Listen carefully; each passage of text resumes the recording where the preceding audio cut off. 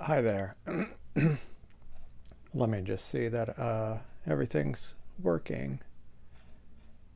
Um,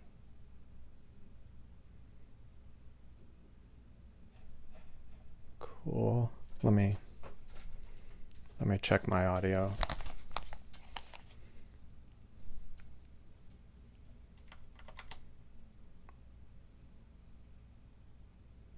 Yeah, I think the audio is coming through okay. Okay. So, um, this is welcome to my semi-weekly live stream. Uh, for those of you watching this later, hello. I'm probably going to do this on weekends going forward. I have some videos coming soon, so subscribe and so you don't miss any of them. So let's get right into it. This is going to be all, I'm just going to be talking about the Seestar S50 like I did last time, the smart telescope. It's I'm going to show some examples of some things that I've taken photos of in the last couple of weeks. And also I am going to go over how I got a video of a plane going across the sun. It wasn't purely luck. Um, it was some luck, but anyway, we'll get into that. So I do have some other astronomy equipment, but I've been mostly using the Seestar for the last few weeks. I've really been loving it. It's been great, very helpful, or very nice, very easy to use, quick setup, and which has been good because the weather's been very bad recently. Um, let me move the mic. Um, so sorry, just distracted by the. I want to make sure that the volume levels are good. Yeah, I think they're good.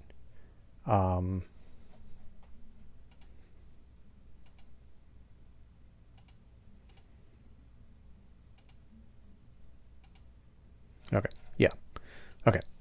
Yeah. So all of these, all the images I'm going to show were straight out of the telescope. They basically the Seestar. If you're taking a photo of something at night, like a galaxy or nebula, it takes 10-second exposures, a series of them, and then it combines them together. It auto stacks them into the final image, and what you're going to see is the final result, just out of the telescope with no extra work. It also has the option of storing individual frames, the individual raw 10-second exposures, and you can process them there yourself. And I'm going to go into that in a future video. But for now, this is straight out of the telescope. I'm going to include a link in the description after to the article where I'm showing the images, so you can look at them for yourself instead of on YouTube. But what's the weather here? I mean, not just the weather. It's been very challenging, and it's very challenging here because I can only see a little bit of the sky from my backyard, and I live in the center of Houston, and the light pollution is about as bad as it can get. So you'll see that the results are actually pretty good, given the constraints. But first, before I get into it, I wanted to kind of quickly show the because last time I was live streaming, I was streaming video of the sun from here, so I wasn't able to show it on camera. But here's the telescope. As you can see, it's not actually that big. It's a pretty pretty compact package. It basically has a telescope in there. It's in this piece here. This piece rotates when it powers on. It's got a battery. the computer to kind of process things, and it connects to Wi-Fi, and so you can control it through your phone. But it's kind of like somewhat autonomous. You tell it to point somewhere, it points somewhere, and it starts taking photos or video. It also has a built-in light pollution filter, which is essential if you live in an area, especially as bad as where I live. And it has this little clip-on solar filter. This is in its case, but you can see the solar filter. That's how I shot all the photos and video of the sun. And it also comes with this tripod. This is actually fully extended. It's a fairly short tripod, which can be good. It's closer to the ground, so less likely to get tipped over. But all of that is included, and it comes in this snazzy carrying case, which isn't that big. So it's very portable. It's very nice. It's the kind of thing you can easily bring with you when you're if you go somewhere where you have darker skies. So yeah. Besides the challenges of the light pollution, living in Houston, we have a lot of mosquitoes here. And so it's nice to be able to kind of put the telescope out in the backyard, turn it on, and then kind of retreat inside and kind of start pointing it at things and taking photos. So let's get into the actual results from the telescope. The video about the plane crossing the sun, I'll get to that later, because that requires a little bit more explanation. But I think it's something other people could reproduce, because I've been able to get a few plane shots since that original one. So because we've had some dark nights, so I've gone ahead and done some night shots, and a lot of these are works in progress. But you can see, let's go to the shared screen, or let's see if this works. Yeah. So I've gone ahead and done some night shots, and a lot of these are works in progress. So here's but you can see let's photos. You can see just a couple of solar system objects. Some of these weren't even photos from the telescope itself, but done some night shots. Like this was, and a lot of these are works in progress. So this was here's but you can see let's photos. You can see just a couple of solar system objects. Some of these weren't even photos from the telescope itself, but done some night shots. Like this was, and a lot of these are works in progress. This is a screenshot. So this was here's, but you can see let's photos. You can see just a couple of solar system objects. Some of these weren't even photos. You can see it's from the telescope itself, but done some night shots. Like this was, and a lot of these are works. These four stars. So here's, but you can see the bright thing, and see just a couple of solar system objects. Some of these weren't even photos. It's from the telescope itself, but there is a planetary, and a lot of these are shots. These four stars. So here's, but you can see, but the telescope thing, and see the Seestar is better. A couple of solar system objects. Some of these weren't even photos. From the telescope. So there is a planets, and a lot of these are shots. These four stars. So here's, but you can see, but the telescope thing, and see the Seestar is better. A couple of solar system objects there, but some of these weren't even still photos. From I've gone telescope. so You can there there is is a a new new planets planets are are now now. This was in the something sky.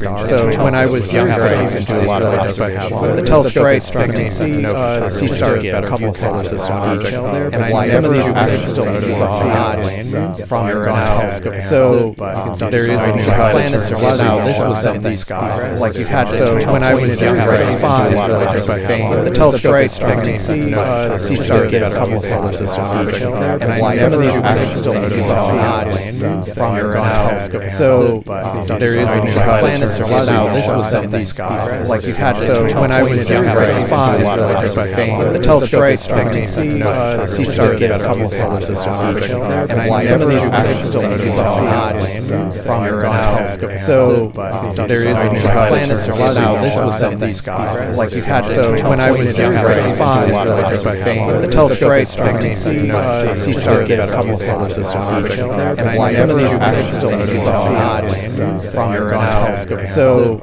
there is a new planets are now. This was something like you had. So when I was younger, I spotted. So to give you an idea, the telescope astronomy, the Seestar get a couple solar system detail there, and some of these you can still using kind of your telescope. So there is a new planets are now. This was something like you had. So when I was younger, I spotted. So to give you an idea, the telescope astronomy, the Seestar get a couple solar system detail there, and some of these you can still using kind of your telescope. So there is a new planets are now. This was something like you had. So when I was younger, I spotted. So to give you an idea, the telescope astronomy, the Seestar get a couple solar systems detail there, and some of these you can still using kind of your telescope. So there is a new planets are now. This was something like you had. So when I was younger, I spotted. So to give you an idea, the telescope astronomy, the Seestar get a couple solar systems detail there, and some of these you can still using kind of your telescope. So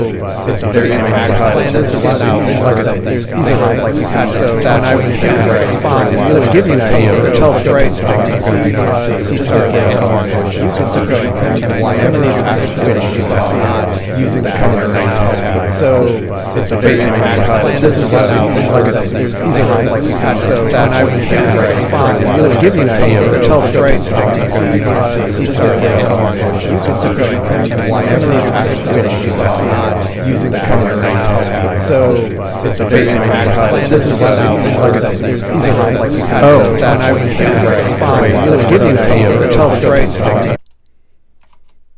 Crap.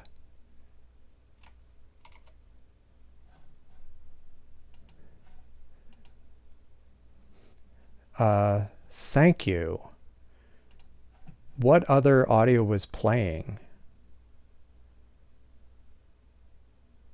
Oh man, that's annoying. Oh, you know what? Crap. Anyway, let me turn this on. Anyway, it was echoing. I'm sorry about that. Well, if you're, I should make note of that. What was it? Oh, 13 minutes in. That's fantastic. Anyway, if you're just now, if you're, I'll add a note. I'll add a note afterwards to kind of of what point you should go in the video. But thank you, Chester, for letting me know that. Well, anyway, so getting back to this is M1, which is a yeah. Thanks. Thank you. Thanks for that. Thank you. So this is M1, which is a supernova remnant. It was seen in the Middle Ages by it was visible to the naked eye, but now we can see kind of where the star exploded, which is, it's kind of cool. Again, these are things that when I did observational astronomy, I wasn't able to really see. Or I had, you didn't really see them with this kind of detail. So here's another thing, M37. It's just a star cluster, 7 minutes of exposure. This is the Pleiades. I really need to do this one longer. The kind of the blue fuzzy area is actually some nebulosity. It is supposed to be that color, but I need to do some more processing of it and do longer exposures. This was kind of a work in progress. This is a tiny galaxy I managed to image. So this is interesting. So this kind of shows you how it builds it up. I did a series of screenshots, and here it is at, what do you call it? This is M42, and it's the Orion Nebula. And this is what you see on the screen when you first point it at the Orion Nebula. And this is in my heavily light polluted area. So if you do it out somewhere else, it's probably going to be brighter. And you can see this green thing where it says filter. That indicates that I had the light pollution filter on. So this is like the live view of it. Now, after 10 seconds, the first 10-second exposure, this is what it looks like, which is just phenomenal, I think. But granted, the Orion Nebula is a very bright object. And so you get to see as it kind of builds up the exposure. I got it up to 3 minutes. Here it is at 6 minutes. And I redid the whole thing after 15 minutes, which I personally think this is really awesome to be able to do this from a really badly light polluted backyard with high clouds. I mean, for me, it feels like if I could do it in these circumstances, like anybody should be able to do it. So now on to the main thing I was going to discuss. So first I'm going to play the video that I shot. And so I basically I'll kind of go into the mechanics of how this actually happened. I mean, this is something that I captured out of the telescope. It was, as you see it, the 10% speed. I basically took the video into a video editor, and I slowed it down. And then the 25%, I slowed it down, but I used DaVinci Resolve to kind of smooth out the video. So there's some artifacts. But what happened is I hadn't actually... I'll tell you how I kind of started videoing these, but I was videoing the sun, and I was hoping to capture a plane. And I ended up kind of looking at my phone, and I saw kind of this turbulence along the edge of the sun here. And I was like, that's weird. Like, that looks like more than just sun turbulence from like the heat and convection. And so I rewound it, and I was like, oh my gosh, I captured this jet going right across the sun. And you can see like the ripples from the jet trail here, like right here, you can see kind of, and then as it goes past, you can see the exhaust. And so, yeah, I was like super happy with that. And this is a YouTube short I posted. And so let me tell you, it was kind of, it wasn't actually, let me stop this. It wasn't actually, it involved kind of a little planning. I want to comment. Hi, yeah, Chester. 4 to 5 is, I would love to be in a Bortle 4 to 5.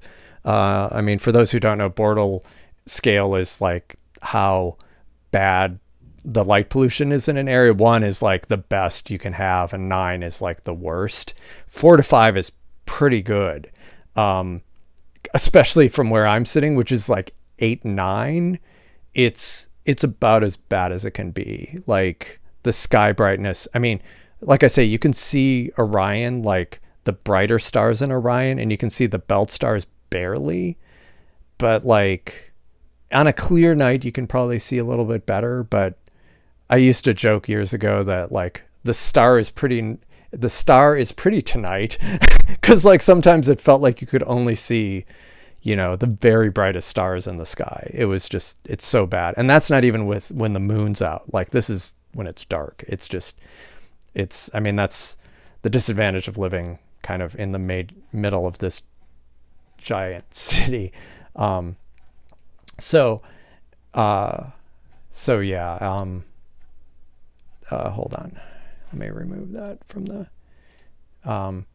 and yeah, thanks for commenting on that video. That was the sun crossing was amazing. So what how I figured this out, or how I kind of approached this, is I live near, not like right next to it, but see this cluster of planes down here? That's one of Houston's major airports.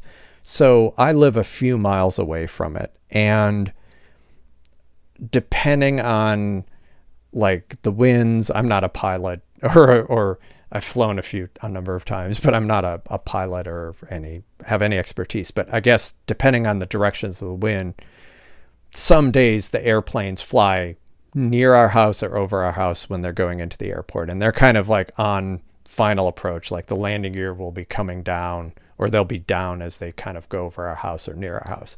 And so I figured that potentially I could get one, and I know ones go over the sun, because it happens every few days.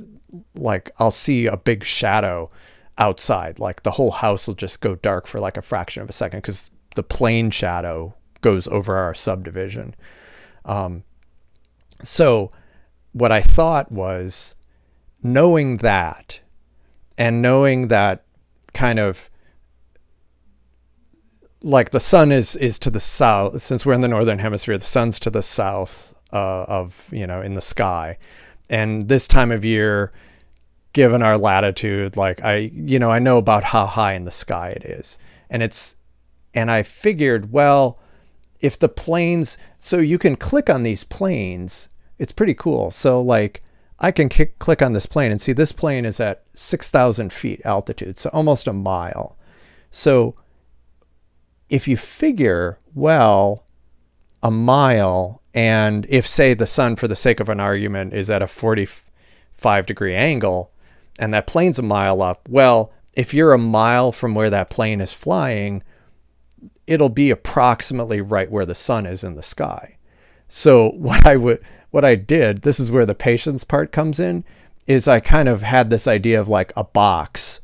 It depends on the altitude of the plane, and you can click on it to figure out if this plane is like too high or too low. But I figured if you look at the plane, basically I kind of had this kind of, I didn't do an exact computation. I kind of eyeballed it, but basically I said, okay, like here's an area that if a plane goes into this area, as it approaches this area, I'm just going to hit start record on the Seestar. And then I'm going to stop after it kind of leaves that box. And in the case of that, of the video I just showed, I hit record, and like I say, I didn't even notice it, but the recording was like a minute and a half, and it was in it was more than a minute into it. Because the angle will change, not only north to like east to west. So like in the morning it'll be southeast, afternoon it'll be more southwest. And so I kind of, again, I don't do the exact computation. I kind of figured, okay, it's somewhere in this box. And so like if it were clear out today, this plane might be it's a little lower, but it could have been a candidate perhaps. So this is an interesting question. So do you account for the delay built into the flight radar? This website, this is Flight Trader 24, as near as I can tell, is actually real time or very close to it. Because like the FAA publishes some flight. The FAA publishes radar information. A lot of that is delayed. Okay. So do you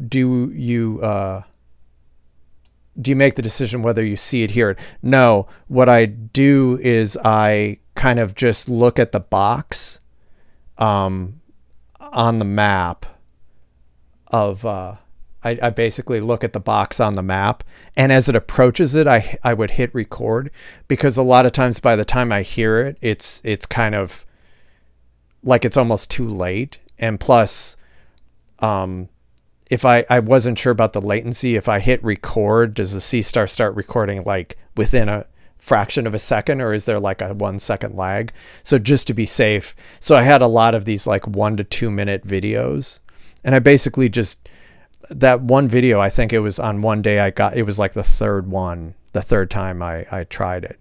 But then there were other times where I'd have like a stretch of 10 and I'd have nothing. And sometime there was one where I went back and it was an airplane that was like that one, the video I showed, the plane was kind of climbing out of the airport. And so it was still relatively low altitude. I've managed to capture ones like, let's check this one. Now, see, sometimes there'll be these planes that are coming across Houston, and you'll look at it and you'll see it's actually at cruising altitude, and it's just passing through. And there's been a few of those that I've managed to capture, but they're really hard to see on the video because the plane is so small, because it's up like 7 miles in the sky. But yeah, I don't wait until I can hear it, because I was afraid there'd be too much latency there. So I basically kind of drew the like mentally had the box on the screen, and I'd click on planes as they approached it. And if it was close to the box but high, I'm like, it's going to be above the sun. And if it's and so yeah, I wouldn't hit record.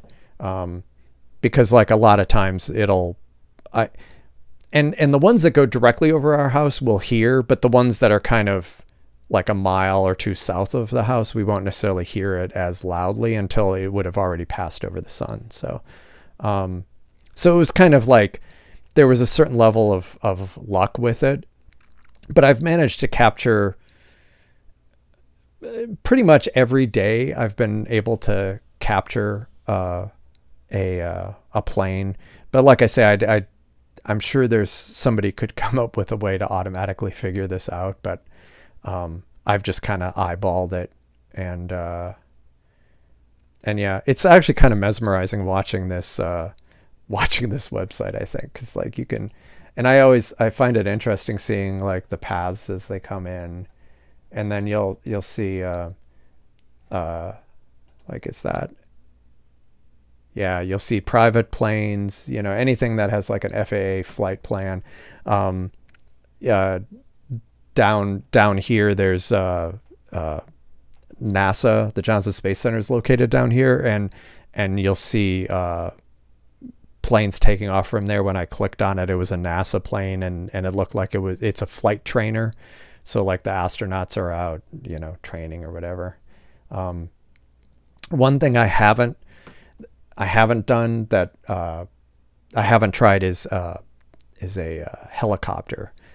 We have helicopters that fly over a lot, and I haven't captured one of those, or I haven't been able to capture one of those, but I have gotten a few planes, which is kind of impressive. But anyway, so that's kind of that's been kind of my secret, as it were, or just my method. It just involved a lot of the nice thing is, since the telescope's sitting outside, I could either be sitting outside or I could be inside just on my laptop watching this. And then I had the app on the phone. I just hit record and wait a little bit and then hit stop. And yeah. Yeah. So Chester, yeah. have you tried it with lunar? I did. Let me go back up. I did. Like, this was one of the first shots I actually got with the telescope a couple weeks ago. And oops. So you can see, yeah, I mean, the detail is pretty good. And like I say, this is just straight out of the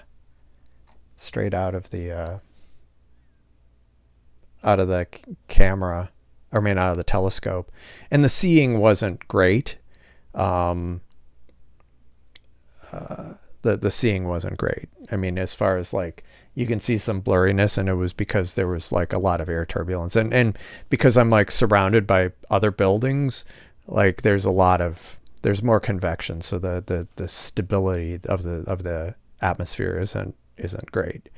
But still, I was pretty pleased with it, and it's really neat because you bring up the app and you just say, it has like different options, and one of them is just look at the moon, and it just goes to the moon, and then it stops when it's centered, and it's very beginner friendly. I mean, I did like I say, decades ago, visual astronomy in my parents' backyard, and it was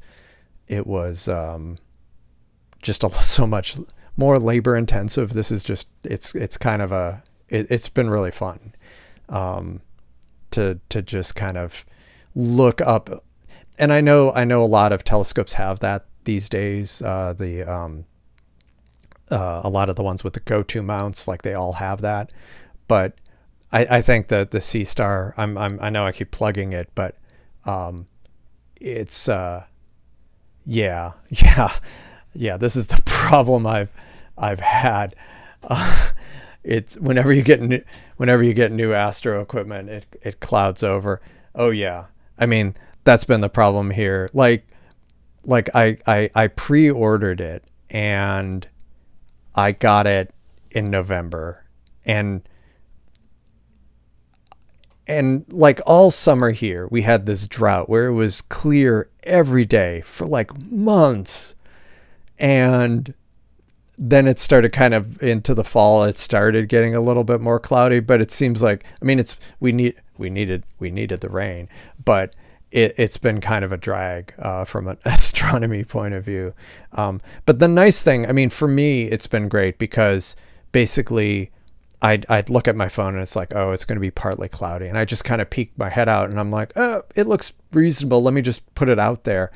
And then I'm up and going, and then clouds come in and I'm done. But I've been able to get like little 1 hour windows in the evening, which has been phenomenal. I mean that's a lot of these new telescopes. But I think going back to the Seestar itself, it's really the company that makes it. They've done a lot of other kind of astronomy equipment, but just kind of the whole package where you get like, you get a little you get a refractor, and you get kind of like an ASI Air. You have like the little computer on it, and it has an app that drives it, and it has the digital camera in it, and it's just kind of, it's really nice. Like, you just set it up and turn it on, probably like update the firmware the first time you turn it on, and it's been fantastic. So it's really kind of, especially given the challenging conditions around here, it's been great. But yeah, I'm that's kind of it on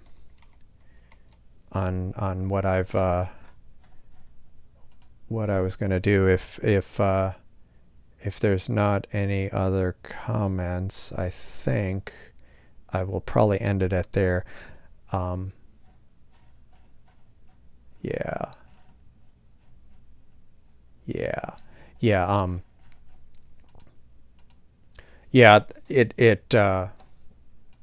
let me move this up so it's not behind my head.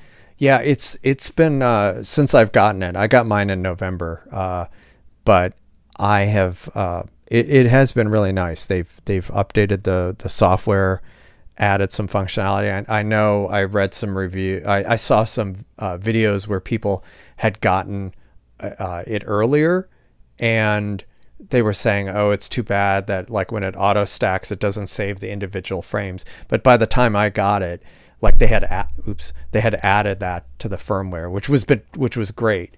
And I yeah, I have played around with it. I have not planetary feature, but I have played around with the individual frames and processing them in PixInsight. But I need to do some more with it just to play around with it and see what more information I can get out of it. The early results were good. Like if you look at, let me go back to this. Like this one, you can kind of see grain in this. Some of the other ones were worse, but you can see a bit of grain in this, like some kind of graininess. And I ran it through Graxpert or something like that, and it was amazing. It like cleaned that up, and so the photo looked even more impressive. And I need to play around with that more, and I'll have a follow-up video or show it on a live stream. I haven't played with the regarding the comment. I haven't played around with the planetary feature. I need to, because right now Jupiter is like right overhead during the night, and it's been so nice and bright. I need to try that out. But I haven't yet. But I've been very happy with it.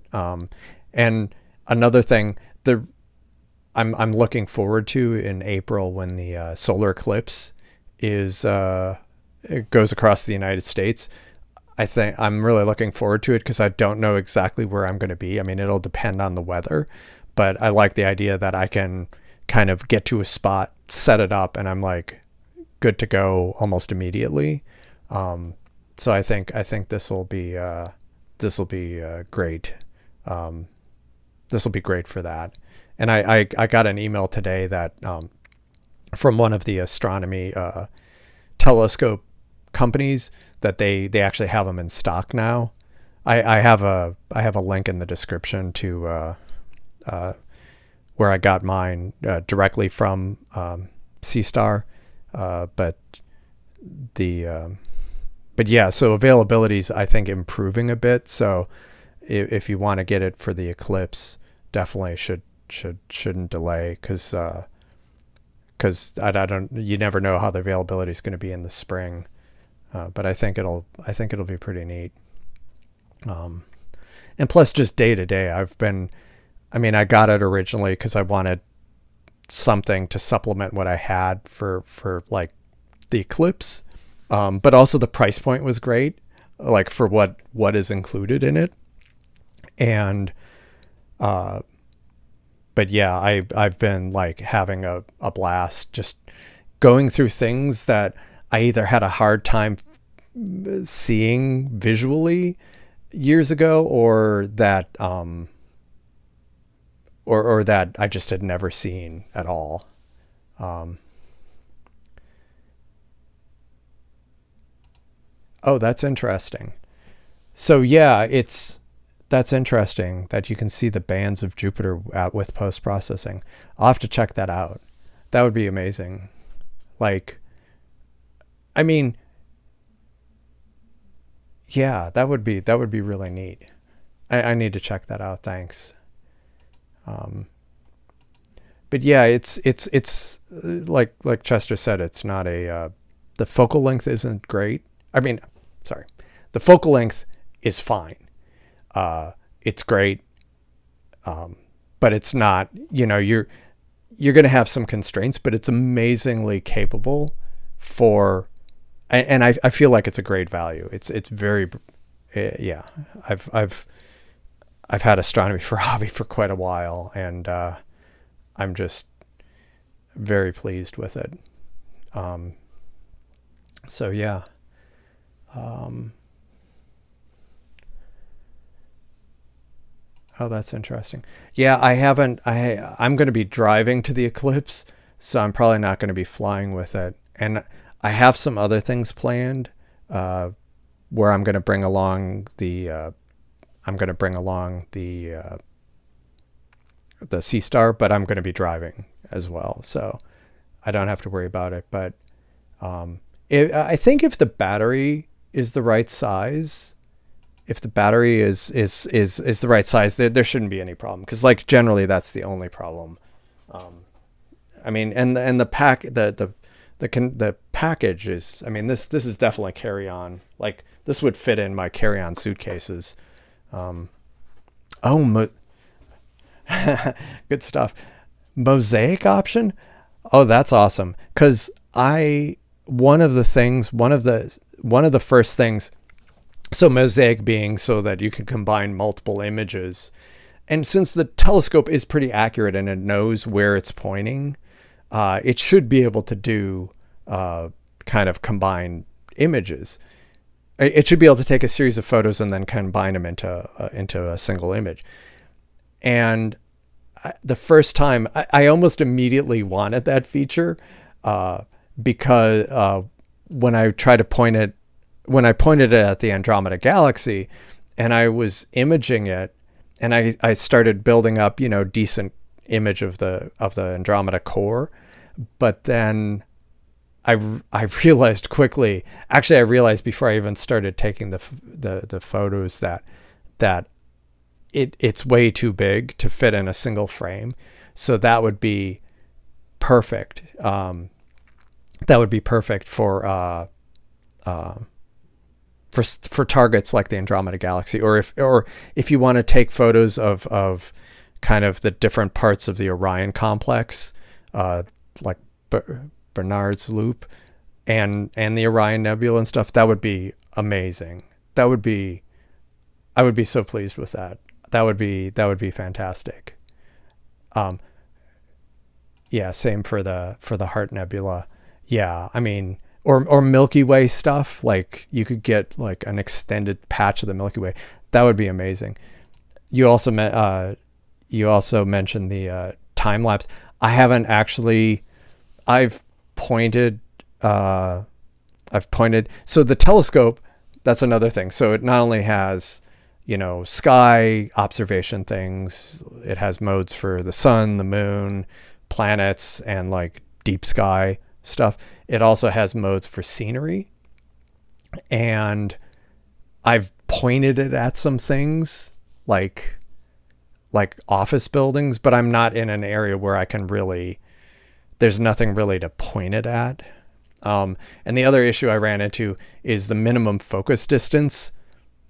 I mean, it's a telescope, but the minimum focus distance was like however many dozen meters it was. I didn't, like I tried to point it at a neighbor's tree, and it was too close. It was having a hard time locking onto it. But like, I would love to take it somewhere where I can, look at, wildlife or some. Sorry about that. Wildlife or something. I'm probably going to have to edit this video, especially with the audio in the beginning. But anyway, yeah. So, yeah, I'm. It's still relatively early days for me. This has only been a few weeks that I've had this, so I'm gonna do probably a standalone video, kind of going into this, maybe summarizing some of this video on my last live stream, and maybe with some more imagery, because it's supposed to be clear here on Sunday, Monday, or Monday, Tuesday. So fingers crossed I'll be able to get something. Yeah. Thank you. Definitely. Yeah. If you want to check it out, down in the description, there's a link. It's just an affiliate link, but it's great. It's a great, I may have accidentally purchased a second one. It was when it was pre-ordering. but that's a topic for another day. But I've been super pleased with it. So much to the point where I'm almost regretting some other recent astronomy gear I bought that hasn't gotten nearly as much use as this has. So that's and I wouldn't consider myself an advanced person, but I have a decent amount of experience over the years. Again, more visual than contemporary imaging. But yeah, thanks Chester, and thanks for letting me know about the volume issues early on. That's unfortunate. I'll have to go back and look and see what was happening and see if I can fix it. Otherwise, I'll upload a edited version of this, hopefully. But thanks for tuning in, and if whoever's watching this afterwards, please, you know the drill, like and subscribe, and I will see you all next time. Bye.